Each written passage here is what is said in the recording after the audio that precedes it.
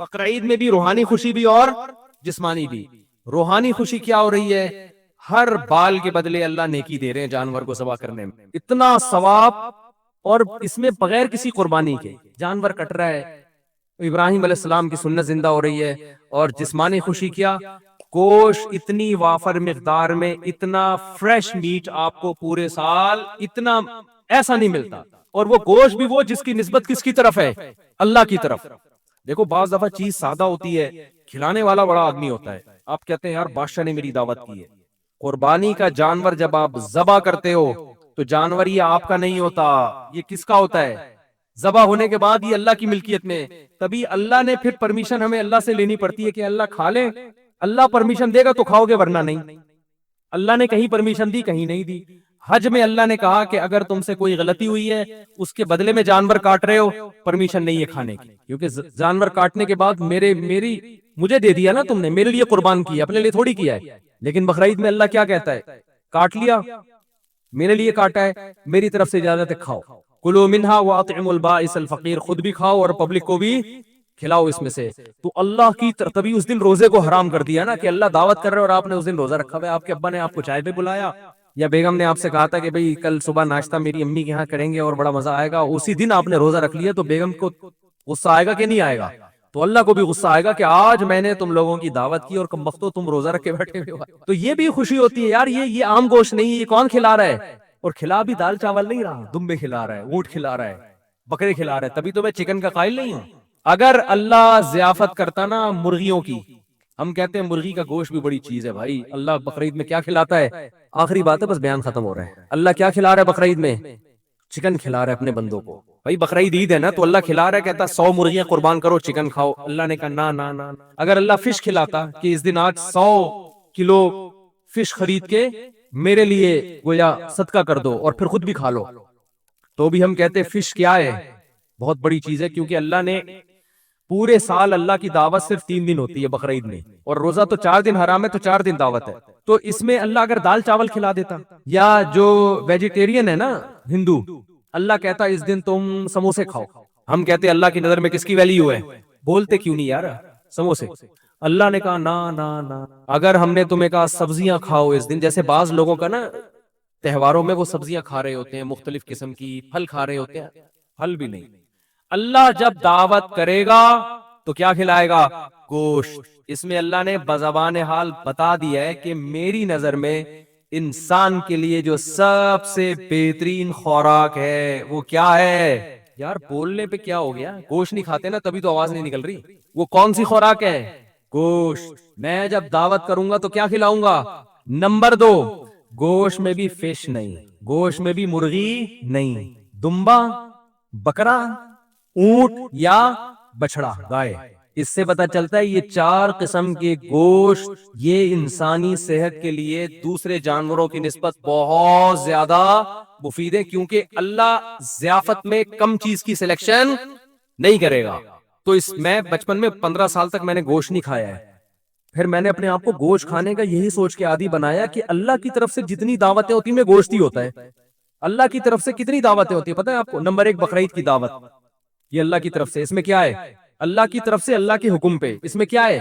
گوشت ہے، اور گوشت بھی ریڈ میٹ ہے، وائٹ میٹ نہیں ہے.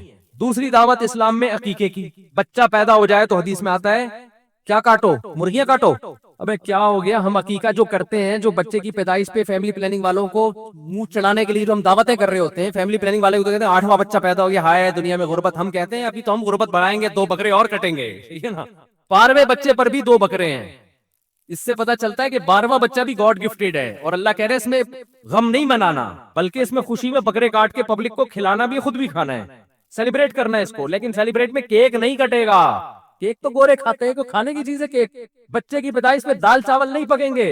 دال چاول تو ہندو کھاتا ہے، ہندو کو کھائے گا دال چاول، کھانے دو اس کو. سبزیاں کھائے گا، ویجیٹیرین ہے. اللہ کہے گا میری، دیکھو تم خود سے دعوتیں کرتے ہو نا، وہ اپنی جو مرضی کھلانا کھلاؤ. تم آج پہلے نمبر سے پاس ہو گئے، تمہاری مرضی، کیک کھلاؤ، دال چاول کھلاؤ یا چکن روسٹ بنا لو، تمہارے ہیڈک ہے. لیکن بچہ پیدا ہو رہا ہے تو اللہ کو بھی خوشی ہو رہی ہے کہ ایک مسلمان دنیا میں کیا ہو گیا؟ بڑھ گیا، اور نسل بڑھ رہی ہے. جس اس کائنات کو بنایا انسان کی، اللہ کو خوشی ہو رہی ہے تو کھلانا وہ پڑے گا جو اللہ حکم دے گا. جیسے باپ کو کسی دن بہت زیادہ خوشی ہو لیکن باپ کے پاس پیسے نہیں ہو، بیٹے سے کہتا ہے بیٹا دعوت کرو، تو دعوت میں چلو باپ پیسے آپ کے خرچ کروا رہا ہے لیکن دعوت میں کھلاؤ گے وہ نا جو کیا چاہے، کون چاہے گا؟ باپ کہے گا تو میری دعوت ہے نا، تو بیٹا جو میں کہہ رہا ہوں وہ کھلاؤ، تم اپنی طرف سے کھلا رہے ہو یار۔ تو اللہ کے پاس تو خزانے ہیں لیکن اللہ خرچہ ہم سے کرواتا ہے، لیکن حکم کون دے رہا ہے؟ اللہ کہہ رہے ہیں یہ خرچہ میں کروا رہا ہوں لیکن یہ میں ریٹرن دے دوں گا فی الحال، ٹھیک ہے نا، آخرت میں مل جائے گا۔ تو بچہ پیدا ہوا ہے تو کیا کٹے گا؟ مچھلی نہیں کھلانی اور چکن نہیں کھلانا، دیسی مرغی بھی نہیں کھلاؤ گے تو کیا؟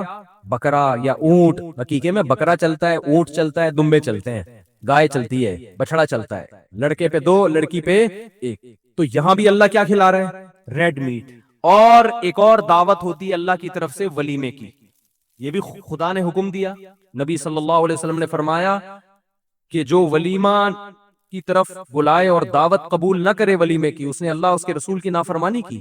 اتنی اہم دعوت ہے، نبی نے کبھی کسی کی دعوت نہیں کی ہے سوائے ولیمے کے، پیغمبروں کی سنت۔ تو یہاں بھی کیا ہے؟ دال چاول یا بریانی کے ولیمے، چکن بریانی کا ولیمہ نہیں ہوتا، کر لو تو ثواب مل جائے گا، یہ نہیں کہ اب ولیمے سے ہی غائب ہو جائیں۔ لیکن حدیث میں کیا آتا ہے؟ اولم ولو بشاتن، فرمایا ولیمہ کرو اگرچہ ایک بکرا کیوں نہ ہو۔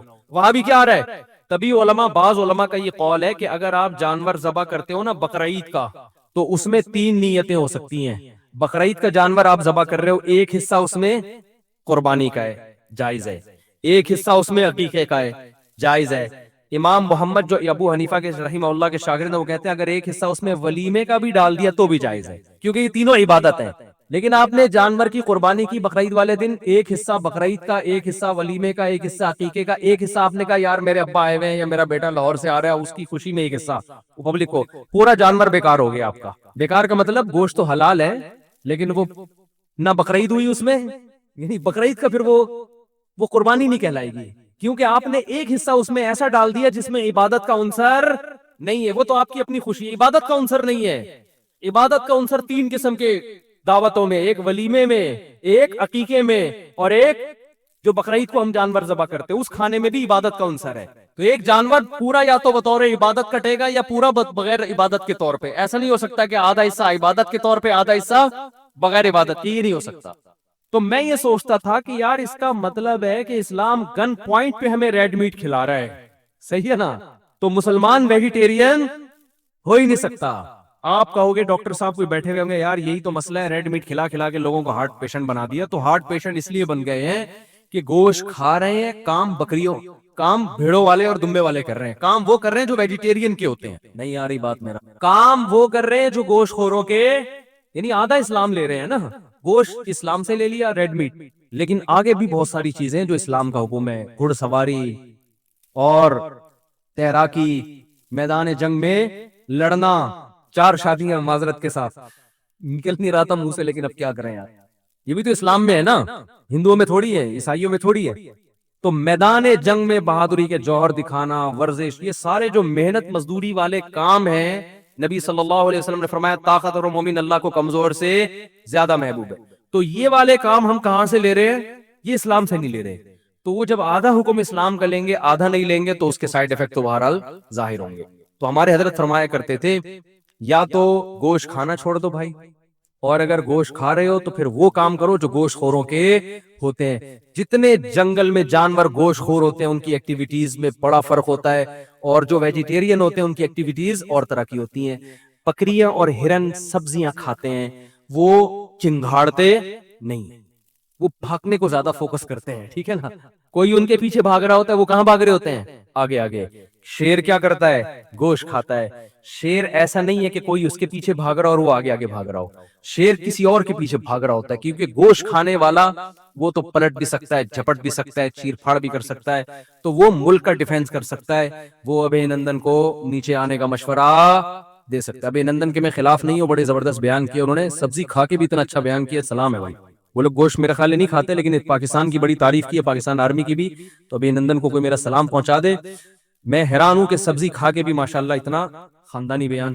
لیکن بہرحال جب گوشت خور اور سبزی خور کا فضاؤں میں مقابلہ ہوگا تو غالب سبزی نہیں آئے گی، غالب کیا آئے گا؟ گوشت، ریڈ میٹ آئے گا، چکن نہیں۔ اور آخری باتیں کرو، آپ کو جلدی ہو رہی ہے نا، میں نے کہا تھا یا تو مجھے بٹھاؤ نہیں، بٹھاتے تو پھر پولیس آتی ہے مجھے اٹھانے کے لیے، اور دوسری بات یہ ہے کہ گوشت خور اور سبزی خور کا جب بالنگ میں مقابلہ ہوگا تو بھی کون جیتے گا؟ گوشت خور. شعیب اختر کا نام اسپیڈ اختر بھی ہے نا پیار سے, اسپیڈ اختر. تو کسی نے انڈیا کے کسی کھلاڑی سے پوچھا تھا کہ اتنا فاسٹ بالر ہے, آپ کیوں نہیں اتنے فاسٹ بالر پیدا کرتے؟ تو انڈیا کے کھلاڑی کا نام مجھے یاد نہیں ہے, اس نے کہا تھا بھائی وہ گوشت کھاتے ہیں اور ہم کیا کھاتے ہیں؟ بولو نا, سبزی. ایک اور چٹکلا سنا دوں, بالکل فریش ہو کے گھر جائیں گے آپ لوگ. ہمارے ہاں اسلام اخبار نکلتا تھا کہ نکلتا ہے, میرا خیال ہے اب تک بھی نکل رہا ہے. تو مفتی ابو لبابہ صاحب اس میں رات کو نا اخبار میں جس دن نکلنا ہوتا تھا نا, صبح اتوار کو پوری ٹیم رات کو عملے کی بیٹھی ہوئی ہے, تو انتظامیہ سے کہا ہوا تھا کہ آج کام زیادہ ہوتا ہے تو کھانا اچھا ہونا چاہیے, گوشت ہونا چاہیے, کھانا اچھا ہونا چاہیے, کیونکہ آج ورکنگ ڈے ہے تو اس میں کھانا ذرا تمیز کا ہونا چاہیے. ایک دن وہ انتظامیہ نے کیا کیا, صبح اخبار نکل رہے ہیں, کھانا ان کو کوئی دال چاول ٹائپ کی, میں دال چاول بہت شوق سے کھاتا ہوں, لیکن ایک مثال دے رہا ہوں کہ وہ کہیں سبزی وبزی لا کے رکھتی. صبح کیا ہوا, اخبار جب مارکیٹ میں گیا تو پرنٹ دھندلا, خبریں کیا آ رہی ہیں, دھندلی نظر ہی نہیں آ رہی. وہ انتظامی حرکت میں, یار یہ کیا ہو رہا ہے؟ تو حضرت مفتی ابو لبابہ صاحب میرے استاذ ہیں, انہوں نے فرمایا کہ جب دال کھلاؤ گے تو پرنٹ کیا آئے گا؟ جب دال کھلاؤ گے تو پرنٹ کیا آئے گا بھائی؟ دھندلا آئے گا. تو پرنٹ اگر صاف نکلوانا چاہتے ہو تو جو ملازمین ہیں ان کو کیا کھلانا پڑے گا؟ گوشت. تو اگر آپ کو 4 شادیوں کا فلسفہ سمجھنا ہے تو اس کے لیے آپ کو کیا کھانا پڑے گا میرے بھائی؟ گوشت. پھر پرنٹ کیا آئے گا؟ پھر پرنٹ دھندلا نہیں آئے گا. اگر آپ چاہتے ہو, دیکھو جتنے باڈی بلڈر ہیں میٹ کھاتے ہیں نا, گوشت کھاتے ہیں ماس پیدا کرنے کے لیے. اوجڑی کھانا کیسا ہے؟ اچھی طرح صاف کر لیں تو کھانا جائز بھی ہے, اور اوجڑی کھانا صحت کے لیے بہت مفید بھی. حکیم سعید صاحب جو تھے نا, بہت بڑے حکیم تھے, ان کے بارے میں سنا ہے کہ ناشتہ ان کا اوجڑی کے سالن کے بغیر نہیں ہوتا تھا. پیٹ کے لیے, آج کل ساری بیماریاں کس کی ہیں؟ پیٹ کی. تو اوجڑی کا سالن بنا کے کھایا کریں, معدے کے لیے حکیم لوگ کہتے ہیں بہت مفید ہے, لیکن اس کو بہت اچھی طرح تیزاب سے دھویا کریں, کیونکہ اوجڑی بڑی گندی ہوتی ہے اس کے اندر, تو اس کی وہ جھلی آتی ہے پوری, اچھی طرح اتار دیں پھر صاف ہو جاتی ہے. حدیث میں آتا ہے آپ صلی اللہ علیہ وسلم کو دستی کا گوشت پسند تھا. دستی پتہ ہے کسے کہتے ہیں؟ بکرے کے جو اگلا حصہ ہے نا, یہ جنت کا نالج کا لفظ میں پتہ ہے, نالج ہے, میں مذاق میں کنالج کہہ دیتا ہوں اس کو, کیونکہ اس پہ بھی لوگ کہتے ہیں, اس لیے کہ آپ کی تاکہ آئکنو کے کنالج ہے. اور اتنا لوگ اعتراض کرتے ہیں کہ مجھے ڈر ہوتا ہے کنائف سے مجھے نہ مار دیں کہیں, ٹھیک ہے؟ تو مجھے پتا ہے یہ کیس سائلنٹ ہے, ویسے ہی میں تھوڑا سا چٹکلے کے لیے, کچھ اب لوگوں کے اپنے مزاج بھی ہوتے ہیں نا, وہ مجبور ہوتے ہیں اس مزاج سے. بھائی تو اپنا مزاج تھوڑی کسی کی وجہ سے چینج کیا جا سکتا ہے. تو وہ جو ہے کہ رسول اللہ صلی اللہ علیہ وسلم دستی کا گوشت کھاتے تھے. پائے جو ہے نا, پائے یہ دستی کے اچھے ہوتے ہیں, پچھلے پائے مزے کے. لوگ پتہ ہے ران والی جو وہ کیا ہے یار, ٹانگ جو ہے نا, اس کے پائے سمجھتے ہیں چونکہ یہ بہت بھاری ہیں, بڑے ہیں, تو یہ زیادہ اچھے ہوں گے. ایسا نہیں ہے. جانور کا جو ویٹ ہے نا وہ اگلے پاؤں پہ زیادہ ہوتا ہے, پچھلے پاؤں پہ کم. پورا ویٹ اگلے پاؤں پہ ہوتا ہے. تو وہ جیسے باڈی بلڈر بازوؤں سے جو ویٹ اٹھائے گا تو اس کے بازوؤں میں طاقت, اور جو ویٹ نہیں اٹھاتا اس کے بازوؤں میں طاقت نہیں ہوتی. اسی وجہ سے بکرا, اس کے جو اگلے پاؤں ہے نا ان میں طاقت زیادہ ہوتی ہے. تو پائے جب پکایا کریں, اگلے ٹانگوں کا پکایا کریں, اس میں رس زیادہ نکلے گا, اس میں چکناہٹ اور قوت اور پروٹین زیادہ ہوتے ہیں. تو دیکھو نبی صلی اللہ علیہ وسلم کو دستی کا گوشت کیا تھا؟ بکرے کی جو ران ہے نا, جو اگلی ٹانگ, ان کا گوشت پسند تھا. اور نبی صلی اللہ علیہ وسلم گوشت کیسے کھاتے تھے؟ انحش اللحم نحشن, ترمذی میں باب باندھا ہے کہ نبی صلی اللہ علیہ وسلم دانتوں سے گوشت کو ایسے, اس کا اپنا مزہ ہے. چھری سے کاٹنا بھی کھایا ہے آپ صلی اللہ علیہ وسلم نے, لیکن صحابی اس صفت کو بھی ہائی لائٹ کر رہے ہیں کہ نبی کیسے گوشت کھا رہے تھے. اب اگر مجھے کوئی بکرے, میں لوگوں کو اکثر کہتا ہوں دعوت ہے بھائی تصویر نہ بناؤ, کیونکہ میرے سامنے راؤنڈ رکھ دیتے ہیں اور ویڈیو بنا رہے ہوتے ہیں. لوگ کہیں گے پتہ نہیں کیا پھوڑنے پھاڑنے والے ایک مولوی پیدا ہو گئے, بکرے کھا رہے ہیں. ایک دفعہ ہم سوراب گوٹ پہ بیٹھے ہوئے تھے, وہ جو مشہور ہوٹل ہے, تو وہاں کی روٹیاں اتنی بڑی بڑی ہوتی ہیں. میرے سامنے اتنی بڑی روٹی رکھی اور تصویر فیس بک پہ, ایسا لگ رہا تھا یہ جائیداد کھانے کے لیے یہاں بیٹھا ہوا ہے. میں نے وہ تصویر ہٹوائی, میں نے کہا اللہ کا واسطہ ہٹاؤ, لوگ سمجھ رہے ہیں پتہ نہیں کیا کھانے آئے ہیں آپ, اتنی بڑی روٹی تھوڑی میں کھا سکتا ہوں یار. تو نبی صلی اللہ علیہ وسلم نے ران کا گوشت کھایا ہے. ہم اگر کھا رہے ہوں تو لوگ بولیں یہ دیکھو رانے پھوڑ رہے ہیں بیٹھ کے, اور ایک اور بات سے بات بس لاسٹ یار، آخری جمعہ ہے نا، پھر سفر ہے میرا. دیکھو لوگ پتہ ہے کیا کرتے ہیں، علماء کے آخری ٹائم کو دیکھتے ہیں، پچھلے وقت کو نہیں دیکھتے جو گزر چکا ہے. ہم جامع الرشید میں حضرت مولانا طارق صاحب کے ساتھ میں بیٹھا ہوا تھا، بڑا خوبصورت کمرہ تھا، بڑے بہترین صوفے تھے اور بیٹھے ہوئے تھے، آگے پھل فروٹ رکھے ہوئے. تو ایک صاحب نے کمنٹس کیے، ان مولویوں کے مزے دیکھو لینڈ ٹروزر میں گھوم رہے ہیں، ہاتھ پاؤں لوگ چوم رہے ہیں، اور ان کے مزے دیکھو. میں جب طالب علم تھا مدرسے میں آیا تو مزے لیس زندگی تھی، مزوں کے علاوہ کیا تھا، سب کچھ تھا. کوئی جانتا نہیں تھا.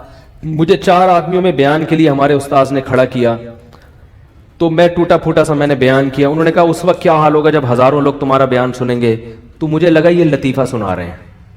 میں نے کہا کیوں ہزاروں لوگ ہمارا بیان سنیں گے بھائی، کیوں سنیں گے، مولویوں کی کون سنتا ہے.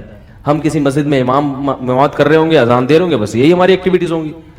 مدرسے کے لیٹرین ہم صاف کرتے تھے، حالانکہ مدرسے میں مدرسے والے بھنگی رکھ سکتے تھے، لیکن ہمارے شیخ مفتی رشید احمد صاحب رحمہ اللہ تعالی نے کہا طلبہ کی انا کو ختم کرو. کس کو؟ بولو بھائی، انا. کہ جب آپ کا مدرسہ ہے تو لیٹرین کون صاف کر. میں نے اپنے گھر میں کبھی زندگی میں نہ پہلے اور نہ اب لیٹرین صاف کی ہے، مجھے گھن آتی تھی. مگر مدرسے میں جہاں ہم پڑھتے تھے لیٹرین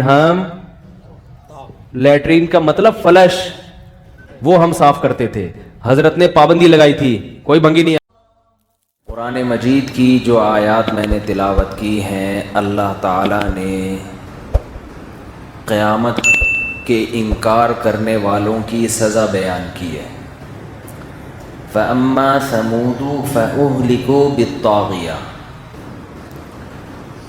قوم سمود نے قیامت کے وجود کا انکار کیا، ان کو ہلاک کر دیا گیا ایک زوردار آواز سے. قوم عاد بہت طاقتور تھے، بڑے لمبے لمبے قد ان کے.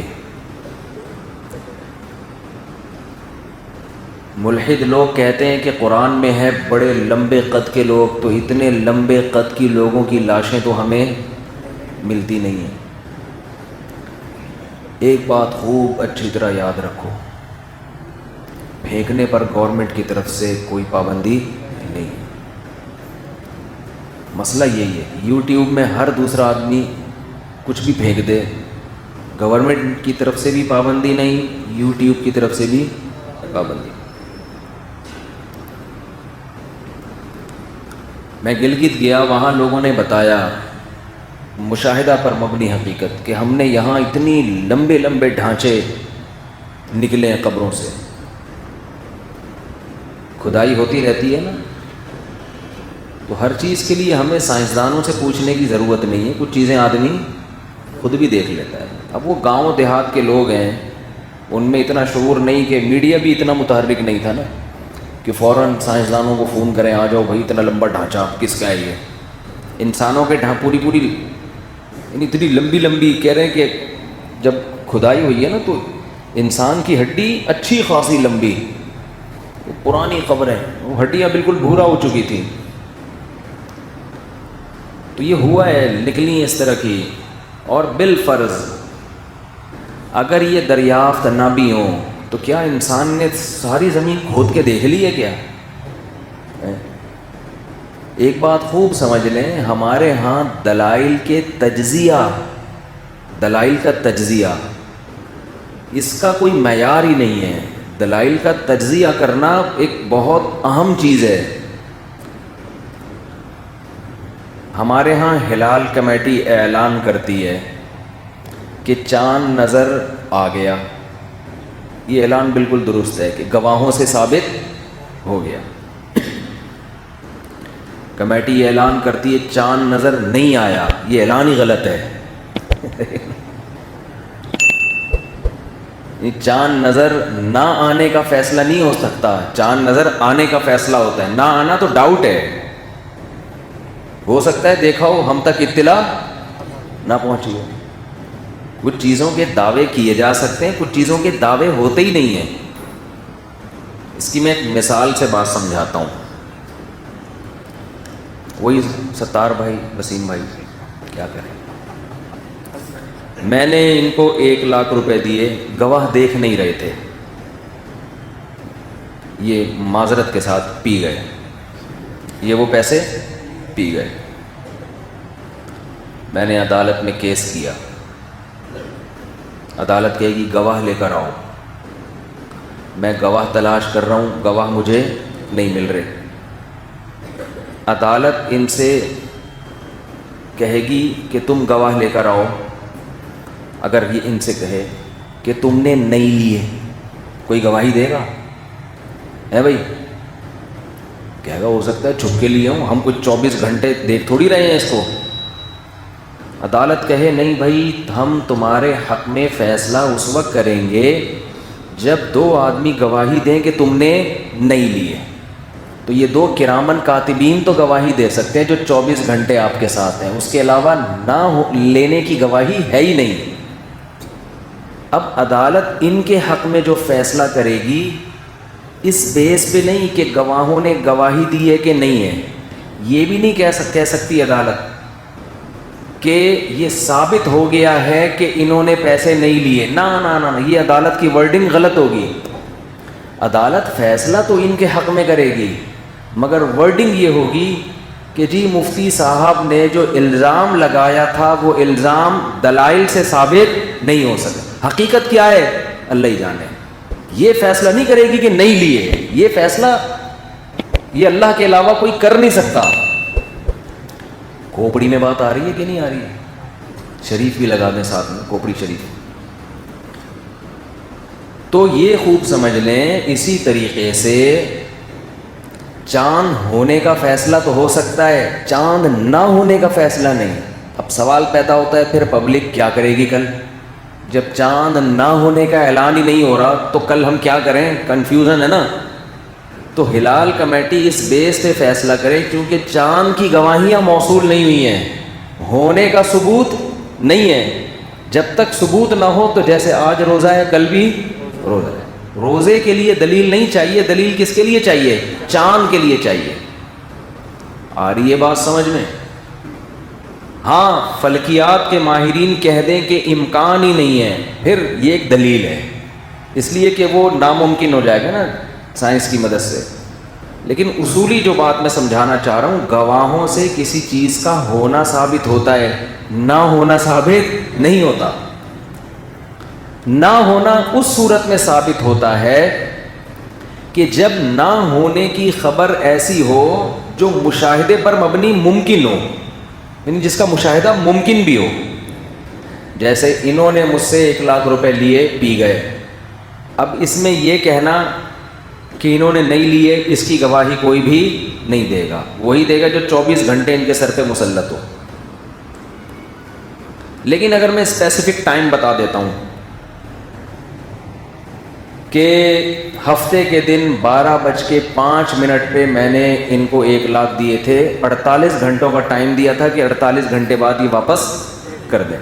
اب تو عدت 48 گھنٹے کی نہ ہو جائے خواتین کی, یہ 48 گھنٹے اتنے مشہور ہو گئے ہیں. وہ ہمارے ایک دوست میں کبھی کراچی اترا نا جب, تو ہمارے ایک دوست نے کہا کہ مفتی صاحب میں آپ کو کب سے تلاش کر رہا ہوں. میں نے کہا 48 گھنٹے کا ٹائم ہے بھائی, 48 گھنٹے میں رابطہ کرو گے تو میں آ جاؤں گا. میں نے دعویٰ کیا کہ میں ہفتے کے دن 12:05 میں ان کو میں نے 1,00,000 روپے دیے تھے, یہ میں نے دعویٰ کیا. اب 2 آدمی گواہی یہ دے رہے ہیں کہ 12:05 پہ یہ تو جاپان میں ہمارے ساتھ بیٹھے ہوئے تھے, اور مفتی صاحب دعویٰ کر رہے ہیں کہ میں نے براہ راست ان کے ہاتھ میں پیسے پکڑائے ہیں. اب گواہی دینا کیا ہوگا؟ نفی کی گواہی بھی درست ہو جائے گی. بھائی ہم یقین سے کہتے ہیں کہ نہیں لیے, کیونکہ یہ تو ہمارے ساتھ بیٹھے ہوئے تھے. ہاں اکاؤنٹ میں ٹرانسفر کیے ہوں تو الگ بات ہے, لیکن دعویٰ کرنے والے نے یہ کہا ہے کہ میں نے براہ راست پکڑا ہے. اب یہاں گواہی کیا ہو جائے گی؟ بولتے کیوں نہیں؟ ٹھیک. تو نفی پہ اصول یہ ہے کہ گواہی بنتی نہیں ہے, دلیل بنتی نہیں ہے. دلیل کسی چیز کے ہونے کے دیے جاتے ہیں, نہ ہونے کے نہیں دیے جاتے. ہائی لائٹ اس چیز کو کیا جاتا ہے جو ہوتی ہے, جو نہیں ہوتی اس کو ہائی لائٹ نہیں کیا جاتا. موضوع تو نہیں ہے لیکن درمیان میں ایک اصول آگے آئے تو ایک چھوٹی سی بات سمجھا دوں. یہ جو ہمارے اہل حدیث حضرات کہتے ہیں کہ رفع الیدین کرنے کی حدیثیں زیادہ ہیں, نہ کرنے کی کم ہیں. کرنے کی زیادہ اس کی علامت نہیں ہے کہ نبی نے زیادہ نمازیں رفع الیدین سے پڑھی ہیں, یہ اس کی علامت نہیں ہے. جب کیا تو اس کو بیان کیا گیا ہے, نہیں کیا گیا تو اس کو بیان نہیں کیا گیا, تو اس لیے کرنے کی زیادہ ہیں. ورنہ اگر نبی کا عمل زیادہ تر رفع الیدین والی نماز کا ہوتا تو صحابہ میں اکثریت رفع الیدین کے قائل ہوتی. جبکہ امام بخاری کے شاگرد امام ترمذی نے لکھا ہے کہ صحابہ میں بہت سے اہل علم, صحابہ اور تابعین رفع الیدین نہ کرنے کے قائل تھے. یہ ٹاپک نہیں ہے, یہ کوئی اتنا بڑا ایشو ہے نہیں, یہ تو درمیان میں ایک علمی بات پارسل کرنے میں گورنمنٹ کی طرف سے کوئی پابندی نہیں ہے. ہمارے تو یہ مسائل ہی نہیں ہے رفع الیدین, اور یہ تو لوگوں نے ان کو چڑھایا ہوا ہے. میں جو دیوبندی علماء دیوبند کا دفاع کرتا ہوں نا, دیوبندیت کو فروغ دینے کے لیے نہیں. لوگ کہتے ہیں مسلک کا دفاع, مسلک کا دفاع. جب کسی پہ غلط الزام لگے گا اس کا دفاع مسلک کا دفاع نہیں ہوتا, حق کا دفاع ہوتا ہے. یہ جو الزامات علماء دیوبند پہ لگتے ہیں, یہ المحنت کی عقیدے شرکیہ, یہ جھوٹے, یہ یوں, اس کا دفاع جب کریں گے تو یہ مسلک کا دفاع سے کیوں تعبیر کر رہے ہو؟ آپ بولو جھوٹ کی پول کھول رہے ہیں کہ آپ غلط الزام لگا رہے ہو. کوئی عقیدہ قرآن و سنت کے خلاف نہیں ہے. اگر ہمیں مسلک کو پروموٹ کرنا مقصد ہوتا تو ہم ہر جگہ اپنے نام کے ساتھ دیوبندیت لگاتے. تبلیغی جماعتیں جب 6 نمبر میں دیوبندی کا ذکر بھی کرتی کہ نہیں کرتی؟ تبلیغی جماعت پوری دنیا میں 6 نمبر بیان کر رہی ہے, اس میں دیوبند کا لفظ کہیں ہے؟ کوئی اپنے بزرگ کا, حاجی عبد الوہاب صاحب کا کہیں ہے؟ کہیں بھی نہیں ہے. تو میں یہ کر رہا تھا کہ یہ جو ایتھیس لوگ کہتے ہیں نا کہ اس کے نہ ہونا سائنس سے ثابت ہو گیا ہے, سائنس سے ثابت ہو گیا کہ انسان کبھی اتنا لمبا تھا ہی نہیں, تو یہ نہ ہونا سائنس کا باپ بھی ثابت نہیں کر سکتا. یہ جب ثابت کرے گا جب ساری زمین کھود کے بلڈوزر سے الٹ دی گئی ہو, ایک ایک مٹی میں ہاتھ ڈال کے ہڈیاں چیک کی گئی ہوں کہ وسیم بھائی, پرانے زمانے کے وسیم بھائی کتنے بڑے ہوا کرتے تھے. ہمارے پاس جو وسیم اویلیبل ہے وہ تو ہمارے سائز کا ہی ہے. پرانے بھائی آواز بہت تیز ہے یار. پرانے زمانے کے جو وسیم ہیں وہ کتنے سائز کے ہوا کرتے تھے, یہ جب ہے جب سارے وسیموں کی لاشیں آپ نکال لیں. دوسری بات, لاشیں بھی وہ نکلیں گی جو محفوظ ہیں, ورنہ مٹی میں جانے کے بعد 100-200 سال کے بعد تو ہڈیاں بھی ختم ہو جاتی ہیں, کچھ بھی نہیں بچے گا. تو اس لیے یہ جو سائنسدان بن کے ملحدین بار بار کہہ رہے ہوتے ہیں نا کہ اس کا کوئی ثبوت نہیں ہے کہ اتنے لمبے لمبے لوگ تھے, او بھائی اس پہ ثبوت کی ضرورت ہے ہی نہیں. یہ ایسے جیسے کوئی کہے اس کا کوئی ثبوت نہیں ہے کہ وسیم نے 70 سے پیسے لیے ہوئے ہیں. اس کا پہ ثبوت ہو نہیں سکتا. نہیں, وسیم نے 70 سے پیسے نہیں لیے ہوئے ہیں, اس کا ثبوت ہو نہیں سکتا. سمجھ رہے ہو؟ تو قرآن جب یہ کہہ رہا ہے, ہمارے پاس دلیل قرآن ہے, آپ کے پاس کیا ثبوت ہے؟ قرآن ہے ہمارے پاس. جب ایک چیز کی صداقت دلائل سے ثابت ہو گئی ہے, جب آپ دلائل سے ثابت, بس صحیح ہو گیا بالکل, دلائل سے جب ثابت ہو جائے کہ فلاں آدمی ثقہ ہے. دیکھو کچھ چیزیں ایسی ہوتی ہیں جو عقل کہتی ہے کہ وہ غلط نہیں ہو سکتی. کہتے ہیں نا کہ خبر متواتر, ہم دلائل نا ہمارے پاس 2 طرح کے ہوتے ہیں. اسلام تو پورا ہے ہی دلائل کی بیس پہ نا. تو آج ایتھیس لوگ یونیورسٹیوں میں نا دلیل سے ثابت, دلیل سے ثابت, دلیل سے اس فلاں سائنسدان نے کہا, فلاں نے یہ کہا, اور لٹریچر مارکیٹ میں لا رہے ہیں ایتھیزم کو اور الحاد کو پھیلانے کے لیے. دیکھیں دنیا میں نا 2 ہی چیزیں باقی رہ جائیں گی, یا اسلام ہوگا یا لا مذہبیت. باقی سارے مذہب اپنا وجود خود ہی ختم کر رہے ہیں. ہندوستان میں ہندوازم وہ والا نہیں ہے جو ونس اپون اے ٹائم ہوا کرتا تھا. سمجھ رہے ہیں؟ ہندو جو پڑھ لکھ رہے ہیں وہ اب ان پرانی رسومات سے باہر آ رہے ہیں. وہ کہہ رہے ہیں بھائی یہ کیا ہے, یہ ہم کیوں پتھروں کی عبادت کریں. یہ جو مندروں میں پنڈت حضرات کرتب دکھایا کرتے تھے نا, اوپر بھگوان لٹکا ہوا ہے بغیر کسی سہارے کے, اب عام لوگ گاؤں دیہاتوں میں بڑے متاثر ہوتے تھے، یار یہ بھگوان بغیر سیڑھی کے بغیر دیوار کے اگر ہوا میں معلق ہے، اس کا مطلب یہ واقعی بھگوان ہے، یہ ہماری بگڑی بنا سکتا ہے، یہ ہمیں اولاد دے سکتا ہے۔ اصولی طور پر بالفرض اگر بھگوان لٹکا ہوا بھی ہے، ایک مثال ہے، تو اس کا اس سے کیا تعلق ہے کہ یہ آپ کی بگڑی؟ اس کو تو بنایا ہے نا کسی نے، اس کو تو کسی نے خود بنایا ہے۔ اتنی بڑی دلیل نہیں دیکھ رہے اس کے باطل ہونے کی، یہ دیکھ رہے کہ یہ ہوا میں لٹک کیسے گیا۔ دیکھو کچھ چیزیں ایسی ہوتی ہیں کہ جو 2 اور 2 4 کی طرح ان کے غلط ہونے کے دلائل ہوتے ہیں۔ اب اگر ایک چیز کا ثابت ہو گیا نا کہ یہ غلط ہے، اب اگر 2 4 دلائل اس کے صحیح ہونے کے ہوں تو ان دلائل میں تعویل کی جاتی ہے۔ یہ بھی بہت اہم پوائنٹ ہے نوٹ کرنے کا، اس سے بھی اگر یہ پوائنٹ آپ کی سمجھ میں آ گیا نا تو بہت سی گمراہیوں کا حل ہو جائے گا۔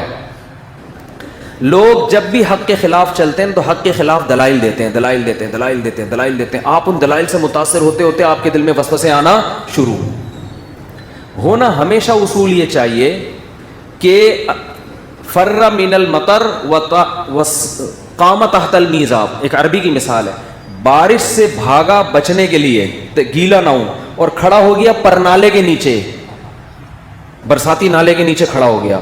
یہ حماقت کی بات ہوگی کہ نہیں ہوگی؟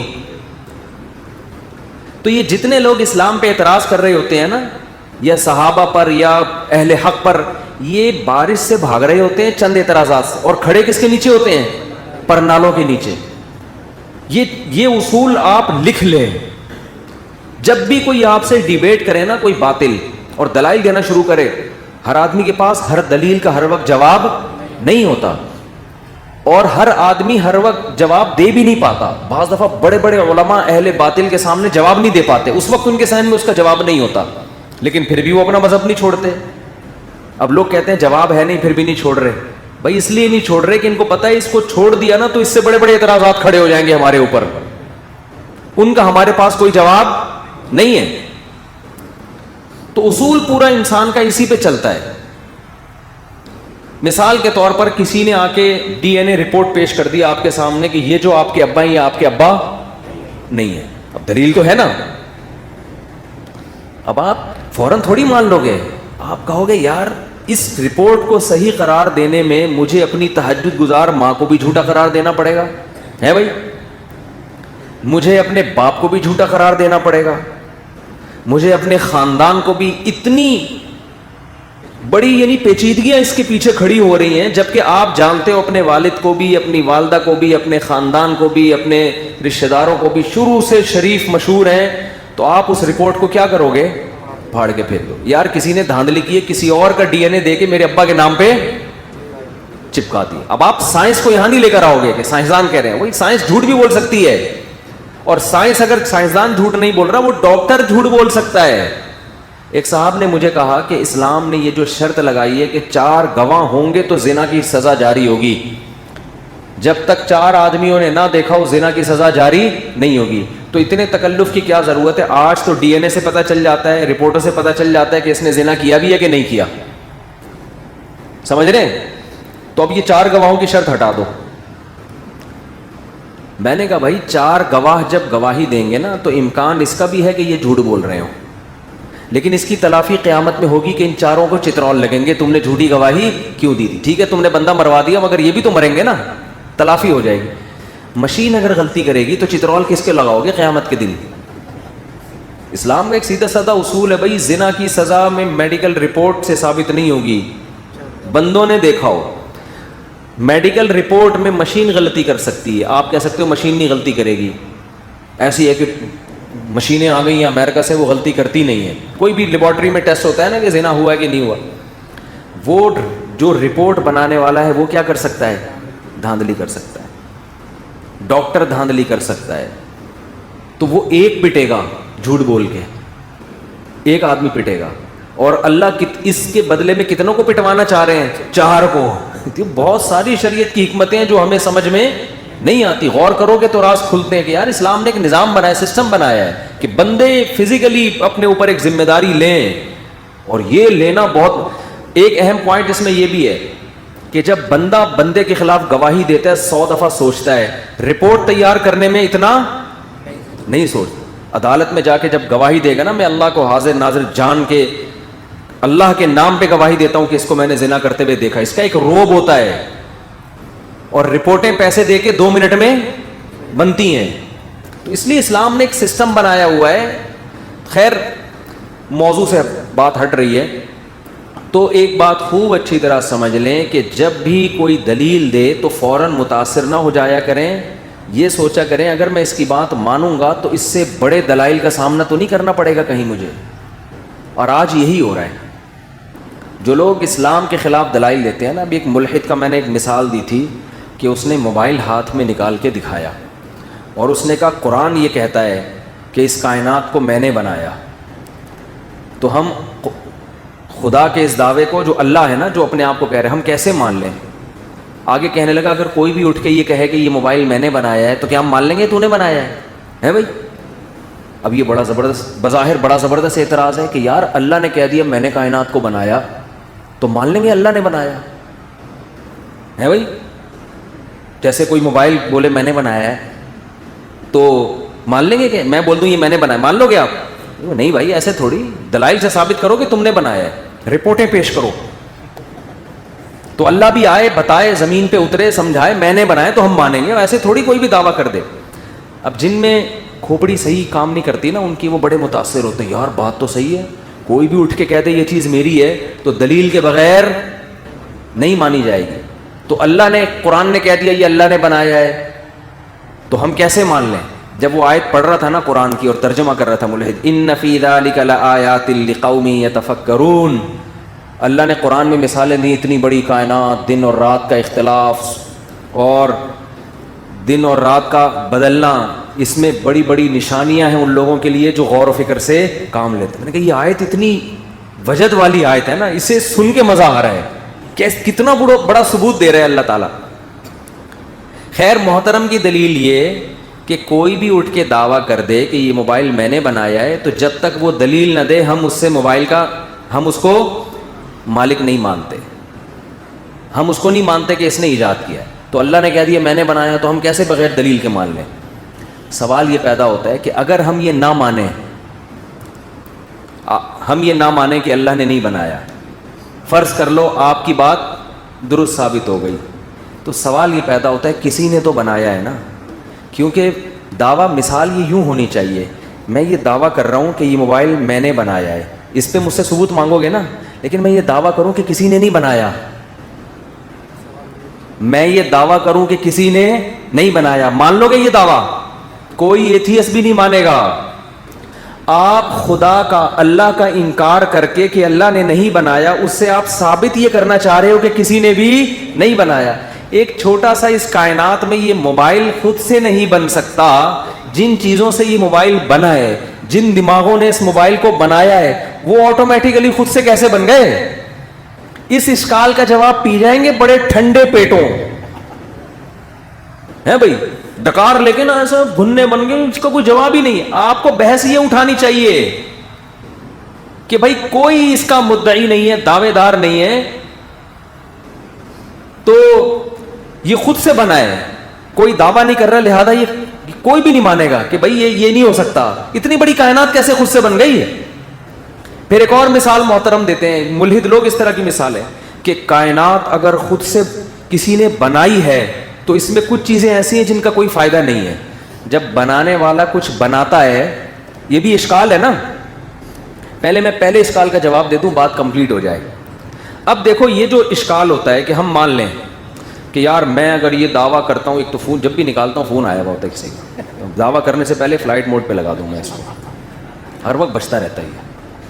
میں اگر یہ دعویٰ کروں کہ میں نے بنایا ہے تو آپ اس پر یقیناً مجھ سے دلیل مانگیں گے, لیکن آپ اس سے ثابت کیا کرنا چاہ رہے ہیں کہ ہم یہ مان لیں کہ اس کائنات کو کسی نے نہیں بنایا؟ ایسا نہیں ہو سکتا. ابھی بات یہ چل رہی ہے کہ اس کائنات کو کسی نے بنایا, اللہ تو بعد میں, اللہ پہ ڈسکشن تو ہم بعد میں کریں گے. پہلے یہ تو ثابت کرو, جیسے مرزا غلام احمد قادیانی کو ہم کہتے ہیں ان کے فالوورز کو, پہلے اس کا شریف انسان ہونا ثابت کرو. نبوت اگلا اسٹیپ ہے, سمجھ رہے ہیں نا آپ؟ اگلے اسٹیپ پہ آ رہے ہو, پہلے شرافت ثابت ہوگی. جیسے نبی صلی اللہ علیہ وسلم نے پہلے اپنا کیریکٹر پیش کیا ہے 40 سال کے بعد کہ میں اگر کہوں کہ احد کا پہاڑ کے پیچھے سے لشکر آ رہا ہے تو مان لو گے؟ سب نے کہا آپ صادق امین ہیں, کوئی خیانت نہیں دیکھی ہم نے آپ میں کبھی. کیریکٹر کا صحیح ہونا ثابت کیا, نبوت اگلی چیز ہے. تو بھائی آپ پہلے یہ تو مانو کہ اس موبائل کو جیسے یہ خود سے نہیں بن سکتا, یہ کائنات بھی خود سے نہیں بن سکتی. اگلا اسٹیپ اللہ پھر ہم خود کر لیں گے کہ گھننے ہوتے ہیں. جتنے اہل باطل ہیں نا, میں اللہ کی قسم اٹھا کے کہہ سکتا ہوں کہ ان کے پاس لفاظی کے سوا کچھ نہیں ہوتا. سب اس میں جو اہل حق کے علماء کے خلاف بولتے ہیں وہ بھی, جو حضرت معاویہ کے خلاف بولتے ہیں وہ بھی, لفاظی کے سوا کچھ بھی نہیں ہے. گھماتے ہیں باتوں کو. جو المحند اور المفند کے خلاف بولتے ہیں ان کے پاس بھی لفاظی ہے. کچھ تو ان میں بیچارے ایسے ہیں جن کے پاس دلائل نہیں, دیکھے نہیں, کم علمی کی وجہ سے وہ متاثر ہو گئے ہیں. ان کے کو دلیل علم نہیں ہے ان کے پاس, تو اس لیے متاثر ہو گئے. تو وہ دلائل دے رہے ہیں اللہ کی فضیلت کے اور فٹ کر رہے ہیں عرش کے اوپر جو اللہ نہیں ہے. بھائی ہم خیر اب یہ عرش والا موضوع پھر کلپ بنا دیتے ہیں لوگ, اس کے تو میں اب ڈیٹیل سے بناؤں گا انشاءاللہ بیٹھ کے. تو پہلی بات تو یہ ہے کہ بات یہ ہوگی کہ اللہ کوئی کائنات کو بنانے والا ہے یا نہیں ہے. پھر ہم آپ سے کہیں گے کہ جب یہ موبائل خود سے نہیں بن سکتا تو یہ کائنات خود سے کیسے بن سکتا؟ رہا یہ مسئلہ کہ جو بھی دعویٰ کرے میں نے بنائی ہے تو ہم کیسے مان لیں؟ ہم اس لیے مانیں گے کہ جب کوئی مشین بنتی ہے اور کوئی آ کے دعویٰ کرے کہ میں نے بنائی ہے اور اس کو ہم نے دیکھا نہ ہو تو ہم انتظار کرتے ہیں کوئی دوسرا دعویٰ کرے گا تو ہم دیکھیں گے ان دونوں میں صحیح کون ہے. اگر دوسرا 6 مہینے 6 ارب سال میں بھی دعویٰ نہیں کر رہا, اس کے مزاحم میں آ کے کھڑا نہیں ہو رہا, اس کا مطلب جو مدعی ہے وہ کیا ہے؟ فقہا نے لکھا ہے کہ اگر کوئی گمشدہ بچہ کہیں مل جائے نا کسی کو, تو کوئی بھی دعویٰ نہیں کر رہا میرا ہے, تو جو آدمی کہے گا نا میرا بیٹا ہے, جب تک اس کے خلاف کوئی اور نہیں آئے گا ہم اسی کو اس کا باپ سمجھیں گے. مزاحمت میں کوئی اور دوسرا نہیں ہے, اصول ہے یہ. بھائی دیکھو مسجد میں گھڑی گھومتی ہے, اعلان ہوتا ہے گھڑی ہم صاحب کی آگے لے جائیں, بندہ آیا میری گھڑی ہے, آپ انتظار کرتے ہیں تھوڑا بیٹھو, ابھی کچھ نشانیاں تو بتائی جاتی ہیں, ایک بڑی سوئی ایک چھوٹی سوئی ہے, یہ ہے کچھ اس نے نشانیاں بتا دیں, لیکن ضروری تو نہیں ہے نا وہ نشانیاں تکے میں صحیح بھی ہو سکتی ہیں غلط بھی ہو سکتی ہیں. ہو سکتا ہے اتفاق سے کیا نکلی, وہ صحیح نکلی, ہاں بھائی سوئیوں والی گھڑی ہے, یا اس نے کہیں چپکے سے تھوڑی گھڑی دیکھ لی تھی, نشانیاں بتا دیں. اب آپ بیٹھے ہوئے صرف نشانیاں بتانا کافی نہیں ہوتا, ممکن ہے آپ نے وہ گھڑی گھما کے دکھا دی ہو لوگوں کو. اب آپ انتظار کرو گے بھائی جو اصل مالک ہے وہ آ جائے آ جائے آ جائے, نہیں آئے گا تو آپ سمجھو کہ یار جب اعلان سب میں ہوا ہے, گھڑی بھی یہیں گھومی ہے, نمازی بھی ابھی سارے مسجد سے نکلے نہیں ہے, ہم نے احتیاطاً کنڈی بھی لگا دی ہے, تو اب اس کا مطلب یہ سچ کہہ رہا ہے. کیونکہ اگر یہ جھوٹ کہتا تو کوئی تو کھڑا ہوتا نا. اگر اللہ نے اس کائنات کو نہیں بنایا تو آدم علیہ السلام, موسیٰ علیہ السلام, ابراہیم علیہ السلام, 4000 سال 10,000 سال سے زیادہ پیغمبروں کا سلسلہ ہے. اللہ اعلان کر رہا ہے میں نے بنایا, میں نے. تو جو سچی مچی کا خدا ہے وہ آ کے ایک بیان دے دے نا, 48 گھنٹوں کے اندر ایک ریکارڈ کروا دے کہ میں نے بنایا ہے. اس کے پاس 48 گھنٹے نہیں 48 ارب سال ہیں اس جھوٹے خدا کے پاس, کہ وہ آ کے کہہ دے کہ یہ غلط والا ہے صحیح والا کون ہے. وہ 48 گھنٹے نہیں 48 ارب سال گزر گئے. وہ جو سچی مچی کا خدا ہے وہ مارکیٹ سے شاٹ ہے.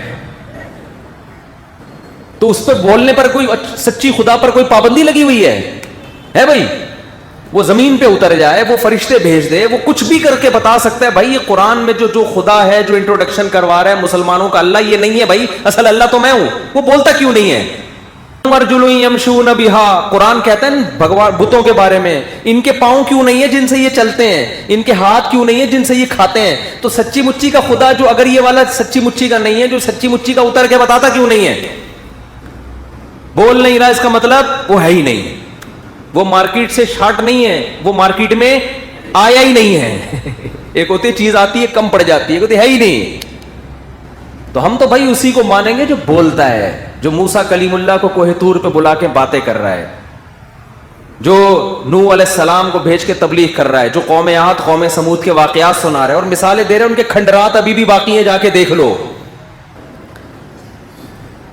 تو جب بھی آپ کسی باطل کی دلیل سنیں نا تو فوراً متاثر نہ ہو. آپ یہ بولیں کہ اگر اس کی دلیل کو میں نے مان لیا تو اس سے بڑے اعتراضات تو نہیں کھڑے ہو رہے. اور ہوتا ایسا ہی ہے کہ اس کی دلیل کو اگر آپ مان لیں تو اس سے بڑے دلائل اس کے اگینسٹ قائم ہو چکے ہوتے ہیں جن کی طرف آپ کی توجہ نہیں جاتی. لہذا آپ کو اس کی دلیل میں تعویل کرنی پڑتی ہے. پھر یہ لوگ مذاق اڑاتے ہیں, دیکھو اپنے خلاف دلیل سنتے تو فوراً کیا شروع کر دیتے ہیں, تعویلات. بھائی یہ تعویلات اس لیے کر رہے ہیں کہ اگر یہ نہ مانے تو اس سے زیادہ دلائل ہیں.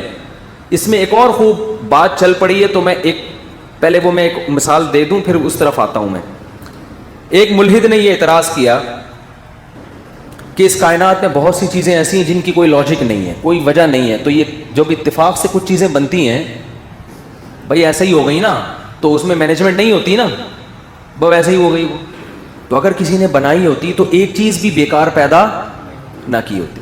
مثال دیے جو عقل داڑ ہے, بھائی ہم جب ایک داڑیں آخر میں نکلتی ہیں نا بالکل اینڈ میں, یہ جو عقل داڑ ہے یہ اس کا کوئی کام نہیں ہے, یہ چمانے میں کام نہیں آتی. تو اگر خدا ہے تو ایسی داڑھ کیوں نکال رہا ہے جو ایویں. بات آ رہی ہے سمجھ میں؟ فرض کر لو یہ ایویں ہے, فرض کر لو یہ کسی کام کی نہیں. اول تو یہ بات ہی غلط ہے, کسی کام کی نہیں ہے. میری عقل داڑھ نکلی تھی, درد ہوتا تھا, میں نے نکلوا دی تو وہ کھڈا ہو گیا وہاں پہ اور درد بھی ایسے ہونا شروع ہوا, وہ ابھی پھر یہ کیا میڈیکل رپورٹیں پیش کروں میں, وہ بھی ڈاکٹر کی غلطی تھی, اس نے نکال دی.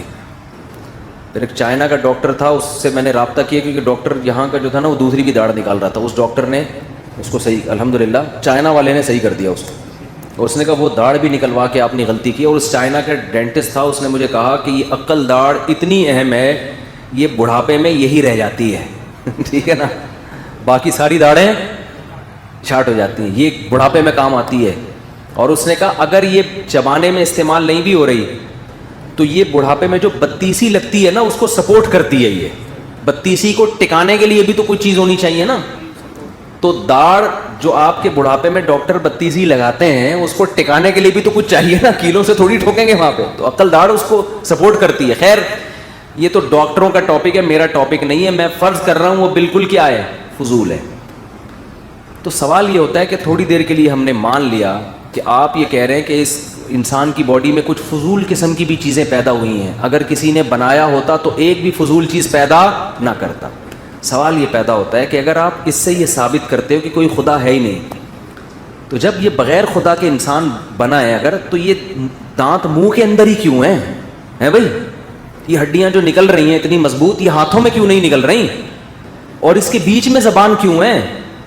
اور ایسی زبان ہے کہ بالکل دانتوں کے سائز سے بڑی زبان ہے لیکن دانتوں کے نیچے آتی نہیں ہے. میں کتنی سپیڈ سے بول رہا ہوں نا, ایسا لنگس کے اندر اور حلق میں اللہ نے زبان کو فٹ کیا ہے کہ کتنی سپیڈ سے آدمی گھما رہا ہے, دانت ٹچ بھی ہو رہے ہیں آپس میں, لیکن زبان کبھی کبھار ہوتا ہے غلطی سے نیچے آ جاتی ہے, لیکن وہ نیچے نہیں آ رہی. یہ زبان پھر یہاں کیوں لگی ہوئی ہے؟ خود سے بنی ہوتی تو زبان گھٹنے سے نکل رہی ہوتی, آنکھ ایک اتفاق سے ادھر ہوتی, بعض لوگوں کی آنکھ ہاتھ میں ہوتی, وہ پائپ کے ساتھ ٹچ کر کے گھوم رہے ہوتے.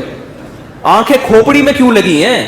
دونوں آنکھوں کو دیکھو, 2 کیمرے ایڈجسٹ کرنا, ایسی سیٹنگ کے ذرا سی آنکھوں کی پتلیوں کا جو فاصلہ ہے یہ 0.001% بھی اس میں یعنی ملی میٹر اگر فرق پڑ جائے نا تو بھینگا ہو جاتا ہے انسان. ان کی ایڈجسٹمنٹ ایسا ورنیل کیلیپر استعمال ہوتا ہے ان چیزوں کے لیے, بہت زیادہ ایڈجسٹمنٹ کرنے کے لیے عام اسکیل استعمال نہیں ہوتے. ہم وہ 9th کلاس میں پڑھے ورنیل کیلیپر کہ بہت زیادہ یعنی بالکل اس کے سیم ہو, تو اتنا سیم فاصلہ کہ آپ جب یوں دیکھ رہے ہیں تو وہ دونوں پتلیاں کا فاصلہ, ورنہ ہونا یہ چاہیے میں جب ادھر دیکھوں تو ایک آنکھ پہلے چلے گئی, دوسری تھوڑی بعد آ رہی ہے. پہلے وسیم بھائی 4 نظر آئے, جب ادھر کو آئے تو 2 ہو گئے, پھر 1 ہو گئے, آخر میں پتا ایک آدمی آیا مجھ سے ملنے. سارا دن یہی چلتا رہتا. میں ادھر دیکھ رہا ہوں دونوں پتلیاں اسی فاصلے کے ساتھ ادھر جا رہی ہیں, پھر دونوں, او بھائی ایسی ایڈجسٹمنٹ یار یہ خود بخود کیسے ہو گئی؟ ناممکن ہے. الم نجعل له عینین ولسانا وشفتین. اللہ کہہ رہے ہیں کیا میں نے تیرے دو آنکھیں نہیں بنائی؟ دیکھتا نہیں ہے ان کو. ولسانا تیری زبان نہیں بنائی, وشفتین تیرے ہونٹ نہیں بنائے. ہونٹ انسان میں کیسی خوبصورتی پیدا کرتے ہیں. ناک, آئی بروز, یہ آئی بروز خوبصورتی بھی پیدا کر رہی ہیں, پلکیں خوبصورتی بھی پیدا کر رہی ہیں, لیکن بہت سارے کام بھی کر رہی ہیں. یہ آنکھوں میں, یہ جو بلیک پلکیں ہیں آنکھوں میں روشنی کو گھسنے سے بچاتے. آپ نے دیکھا ہوگا جن کی پلکیں سفید ہو جاتی ہیں اکثر وہ بار بار نا آنکھیں جھپکتے رہتے ہیں, وہ یہ ریفلیکٹ کر رہی ہے روشنی کو. کالا کلر جذب کر لیتا ہے نا روشنی کو, تو یہ جذب کر رہی ہے روشنی کو. اگر یہ سفید ہو جائے نا تو آپ بار بار آنکھوں کو, آپ یعنی جیسے دھوپ میں آپ کے لیے آنکھیں کھولنا مشکل ہوتا ہے, ایسے ہی آپ کے لیے آنکھیں کھولنا مشکل ہو جائے. ایک ایک چیز میں ایڈجسٹمنٹ ہے, ایک ایک چیز میں. وہ کہتے ہیں جی یہ جو ایک آنت ہوتی ہے نا, اپینڈکس کی آنت جو درد ہو جاتا ہے, یہ اہم ہی ہے.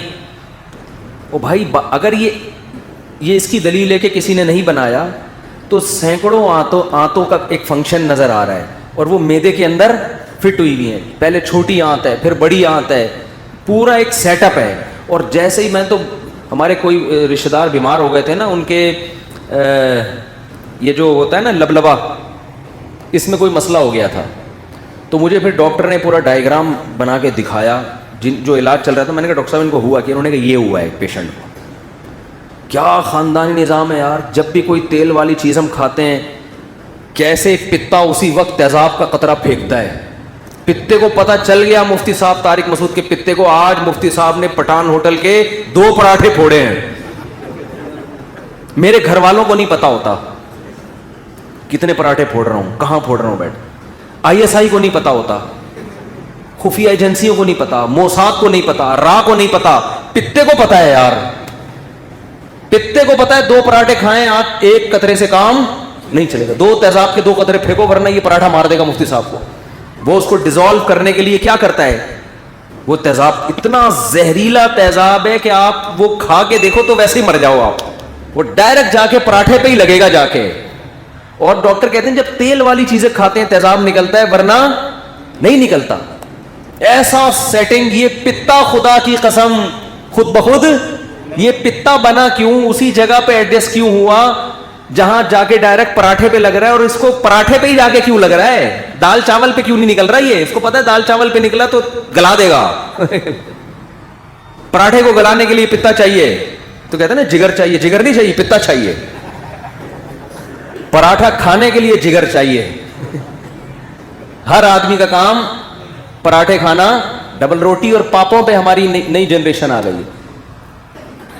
پراٹھے کے لیے کیا چاہیے, جگر.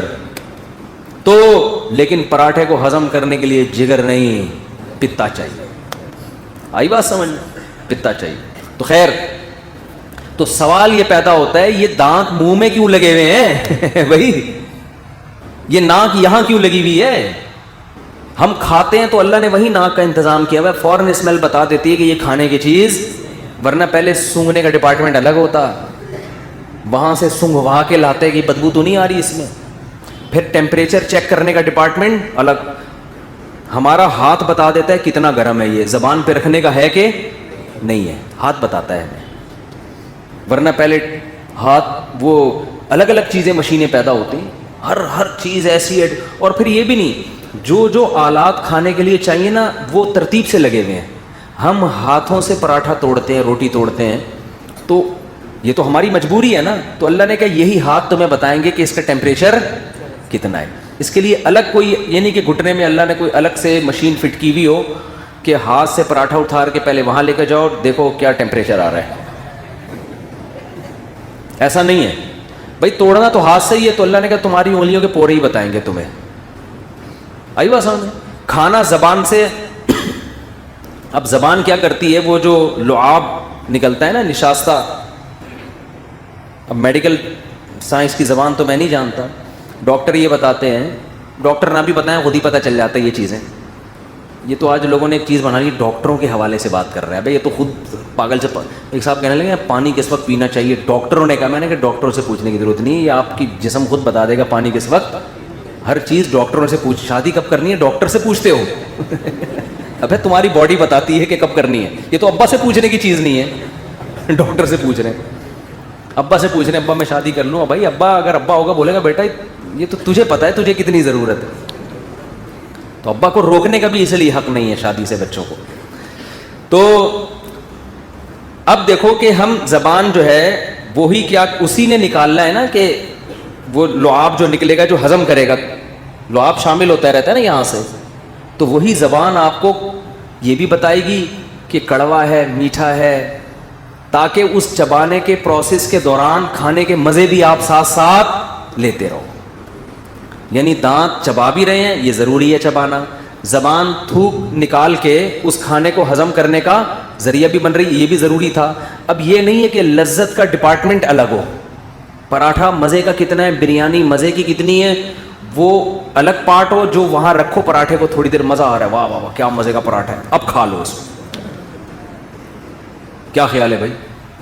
بریانی کتنی خوشبودار ہے, بریانی کی خوشبو بتانے کے لیے یہاں پیچھے سے ایک چیز نکلی ہوئی ہے نل کی, تو پہلے بریانی کو وہاں لاؤ خوشبو, واہ یار بڑی مزے کی بریانی, ہاں بھائی خوشبو پاس ہو گئی بہت مزہ آ رہا ہے, اب نکالو بریانی کو الگ سے, اب چبا کے نا نا نا نا, جیسے یہاں لے کے جاؤ گے ناک بتائے گی واہ واہ واہ بھائی بڑا مزہ آ رہا ہے بھائی. 15 مسالوں سے تیار کردہ, قیمت صرف 5 روپے. وہ دیکھ لے کے گھومتا تھا یہاں 15 مسالوں سے. یہ 2006 کی بات ہے, نیو کراچی میں رہتا تھا تو روزانہ گھومتا تھا ریڈی پہ نا, 15 مسالوں سے. میں لیتا ہی نہیں تھا کہ 5 روپے کی کیا ہوگا یار, وہ بار بار نا 15 مسالوں نہیں 16 مسالوں سے تیار کرتا, قیمت صرف 5 روپے. میں نے کہا یار روز گزرتا ہے, ایک دن ٹرائی کرو نا. تو صرف 16 مسالے ہی تھے اس میں, کہیں کہیں 2-4 چاول مجھے اس میں نظر آ گئے, وہ 16 مسالے ہی تھے, جھوٹ نہیں تھا. تو اب سونگنے کا ڈپارٹمنٹ یہاں ہوتا, ہم یہاں سے سونگھا کے لے کے جا, اللہ نے ناک یہاں لگا دی, اسی سے خوبصورتی بھی ہے جسم کی, آپ کے فیس کی خوبصورتی ہے اس سے. ایک پارٹ سے درجنوں کام لیے جا رہے ہیں, تو وہ کام ایک ہی, آپ کی ناک سونگنے کا کام بھی دے رہی ہے, آپ کی چہرے میں بیوٹی کا کام بھی دے رہی ہے, آپ کی آنکھیں خوبصورتی کا کام بھی دے. آنکھوں پہ تو کتنی شاعری ہوتی ہے, شاعروں کے ساری محبوبہ کی شاعری آنکھوں سے شروع ہو کے آنکھوں پہ ختم. حالانکہ آنکھ سیٹنگ کے لیے پیدا نہیں کی ہے, عاشقوں کو پھنسانے کے لیے پیدا نہیں کی ہے, دیکھنے کے لیے پیدا کی ہے. لیکن ہمارا رب یہ آنکھیں ہمارے ہاتھ میں بھی لگا سکتا تھا, ہم یوں کر کے دیکھتے. خدا نے کہا نا نا نا نا نا نا نا نا, اس سے تمہیں رشتوں میں مشکلات کا سب یہ بن سکتی ہے. آنکھیں تمہاری کھوپڑی میں فٹ کروں گا, یہ آنکھیں دیکھنے کا کام بھی دیں گی اور لوگوں کو لٹو کرنے کا کام بھی دیں گی, یہ لٹو بھی کرائیں گی. اسی پہ لوگ عاشق ہوں گے محبوباؤں کی, اسی پہ. اتنی آنکھوں میں اللہ نے بیوٹی رکھی ہے. ہمارے فرماتے تھے کہ اگر بھینس کو نقاب اڑا دو نا, صرف آنکھیں کھول دو, لوگ اس کو نمبر دینا شروع کر دیں گے موبائل. اگر بھینس کو آپ چھپا دیں, نقاب پہنا دیں, صرف آنکھیں نظر آ رہی ہوں اور باقی سب اندھیرے میں نا, تو کتنی خوبصورت آنکھیں ہوتی ہیں نا بھینس کی. لوگ کہیں گے یار کیا پلکیں اور سیٹنگ. ایسا اللہ نے آنکھوں میں حسن دیا. وہ آنکھیں اللہ نے کہاں کر دی, کھوپڑی میں فٹ کر دی. وہ دیکھنے کا کام بھی دے رہی ہیں, زینت کا کام بھی. تو یہ فٹنگ بننا کتنا عجیب ہے بھائی. یہ آنکھ بن نہیں سکتی, اگر یہ انگلیوں میں بھی لگی ہوتی نا پھر بھی نہیں خود بخود بن سکتی تھی. اس کا بننا, پھر 2 آنکھوں کا بننا, 2 کا ایڈجسٹ ہونا, پھر ایسی جگہ پہ فٹ ہونا کہ دیکھنے کا کام بھی دے اور حفاظت بھی اس کی ہو سکے اور خوبصورتی بھی پیدا کرے آپ کی باڈی میں. کیونکہ اللہ فرماتے ہیں لقد خلقنا الانسان فی احسن تقویم, خوبصورت بنایا ہے. خوبصورتی کا کام بھی, پھر آئی بروز, پھر اس کے اوپر پلکوں کا سجانا. اگر اس میں آپ کو ایک داڑھ سمجھ میں نہیں آ رہی تو آپ بولو بھائی ہو سکتا ہے سائنسدان ابھی تک یہاں تک پہنچے ہوئے نہ ہو, لیکن یہ اس کی علامت نہیں ہے کہ یہ کائنات خود بخود بنی ہے. کچھ چیزیں ہمیں معلوم ہے, کچھ معلوم نہیں ہے. تو ایک داڑھ کی بیس پہ, ایک اپینڈکس کی ایک آنت جو ہمیں سمجھ میں نہیں آ رہی کیوں بنی ہے, اس کی بیس پر اگر ہم خدا کا انکار کریں گے تو پھر اس سے بڑے اعتراضات ہم پر کھڑے ہو جائیں گے کہ پھر یہ کمبخت تیری یہ تو سمجھ میں آ نہیں رہا کہ یہ عقل داڑھ کیوں نکلی ہے, یہ اپینڈکس کی نس کہاں سے آ گئی. یہ تیری سمجھ میں آ رہا ہے کہ یہ داڑھیں خود بخود بن کے کھوپڑی کے اندر, منہ کے اندر فٹ ہو گئی اور اس کے پیچھے زبان فٹ ہو گئی اور اس کی آنکھیں فٹ ہو گئی اور اتنا مغز اس کے اندر اتنی لائنیں ہیں. یار آپ نے پنکھے والوں کو دیکھا ہے نا, وائرنگ کر رہا ہوتا ہے بیٹھ کے, پنکھے کی وائرنگ دیکھو نا, باریک باریک تاروں کو لپیٹ رہا ہوتا ہے نا بیٹھ کے. کبھی خود ہی لپٹی ہیں پنکھے کی تاریں؟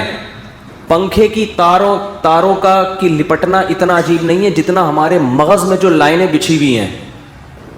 یہ پوری لائنیں جن میں بلڈ सर्कुलेट करता है, ब्लड चलता है, इतनी सी लाइन जरा सी ब्लॉक हो जाए, देखो जो बारीक पाइप होता है उसके ब्लॉकेज का इम्कान भी बहुत ज्यादा होता है। इतने आपको कोई बहुत बारीक पाइप लेकर आया, बोलो भाई ये तो थोड़ी एक दफा पानी गुजारूंगा काई जम जाएगी, फौरन ये बंद हो जाएगा। खुदा ने इतनी बारीक लाइनें, पाइप लाइनें बिछाई हैं, कहते हैं यहां से लेके जाओ चांद से घुमा के जमीन पे ले आओ उनको, इतनी बड़ी है। और इन लाइनों को फिट करके ऐसा फिट किया कि एक लाइन दूसरी लाइन में घुस भी नहीं रही है, और फिट करके हमारी खोपड़ी में फिट कर दिया, और उसके ऊपर एक मजबूत खौल चढ़ा दिया। अगर ये कायनात खुद से बनी होती, खोपड़ी में खोपड़ी इतनी मजबूत ना होती, दिमाग पे कितनी चोटें लगती हैं, गेंद आके लग गई, पत्थर आके लगा, लेकिन मगज तक नहीं पहुंचता। वजह क्या है? ये एक हेलमेट है जो अल्लाह ने ऑटोमेटिक हेलमेट हमारी बना दिया है। अब हम दूसरा जो हेलमेट पहनते हैं ना, वो इस हेलमेट को बचाने के लिए पहनते हैं। तो एक आदमी जूतों की दुकान पे गया ना बीवी का सैंडल लेने के लिए, तो चेक करके देख रहा है यूं करके कितना जोर से लगता है। उसने कहा ये क्या कर रहा है? कह रहा है लगेगा तो मुझे ही ना बाद में, तो मैं ये भी देखता हूँ। तो कैसा अजीब निज़ाम है। तो इनसे सवाल ये करो कि भाई अपेंडिक्स की वजह से तू कह रहा है खुदा नहीं है, और अक्ल दाड़ा का, और भी बहुत सी कायनात में ऐसी चीज़ें जो हमें नहीं पता। तो अब ये नहीं कि हमें अगर किसी चीज़ का नहीं पता तो हम ऐसी बातें शुरू कर दें कि उससे बड़े एतराज़ात हमारे ऊपर शुरू हो जाएं। तो ये बहुत अहम पॉइंट की बात होती है। इसी में एक और मसला मैं आप